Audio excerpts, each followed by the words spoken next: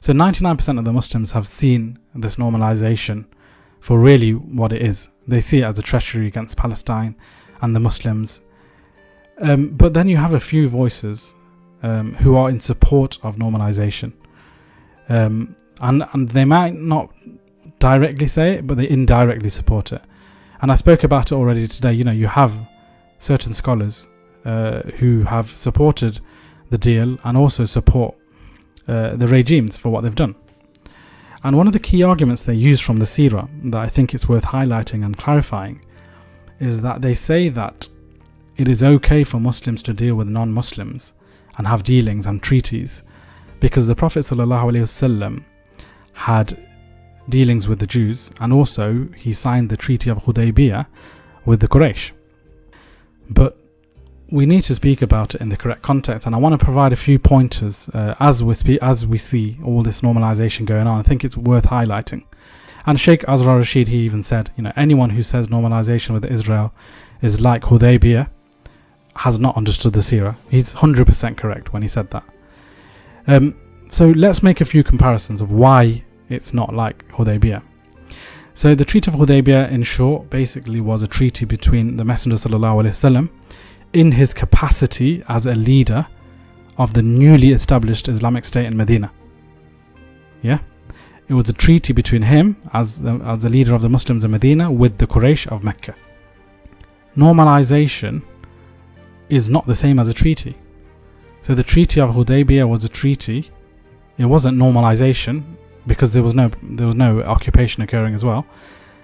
But the normalization that is occurring between UAE and Israel and Bahrain and Israel is, in fact, it says it in the name, it's normalization. It's recognition of the criminal entity of Israel, recognition of the occupation and accepting the occupation.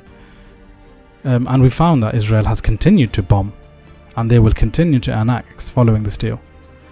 The UAE and Saudi or Bahrain, none of them are an authority for the Muslims. They don't represent the Muslims, whereas the Messenger ﷺ, of course, he did represent the Muslims in his capacity as a leader. He made the Treaty of Hudaybiyyah. Number 2, the Treaty of Hudaybiyyah was an example of political astuteness from the Messenger ﷺ to paralyze the Quraysh from joining forces with the Jews of Khaybar.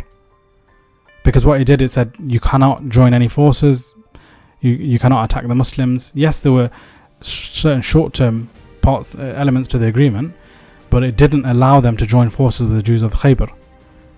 And it allowed for the dawah to actually spread, and it was a victory for Islam. So what many people don't know is that after the Treaty of Hudaybiyyah, only 15 days later, it allowed the Messenger ﷺ, and the Messenger ﷺ he attacked the Jews of Khaybar for their conspiring against the Muslims. So, ironically, with the Treaty of Hudaybiyyah, we were attacking those who were causing animosity against the Muslim or conspiring against the Muslims. Whereas the normalization, in fact, normalizes, as the word suggests, the oppression of the Muslims and the conspiring against the Muslims.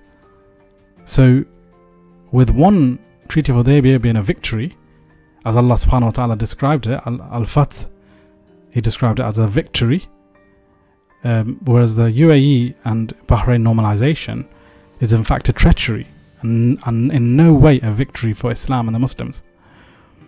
And number 3, to finally conclude and put it to bed, the Treaty of Hudaybiyyah, the Quraysh were in control of Mecca. They didn't occupy the land because that land was never the Muslims. The Muslims had not yet conquered that land or liberated that land.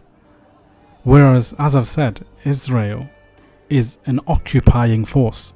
They're occupying the blessed land of Palestine and Al-Maqdis. It's a clear aggression that as Muslims it cannot normalize. In the Sharia, we have to liberate this land and we have to remove the occupying forces.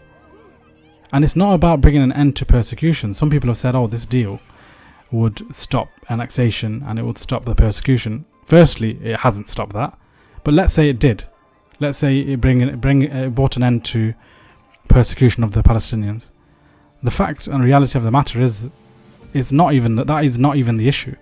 The issue isn't persecution. That's a sub-outcome of what's happening. The core issue is occupation. And only when this occupation is lifted and it's liberated from the oppressors and the occupiers is when the Muslims will be happy. So we just need to make it clear.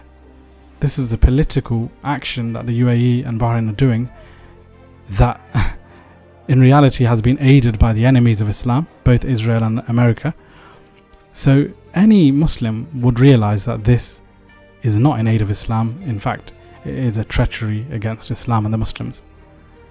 And this agreement, in fact, this normalization, will allow for America to implement its broader plan for Palestine, which is the deal of the century. And this deal really surrenders the whole of Palestine to Israel. And this normalization that's occurring, and more may occur, in fact enables this.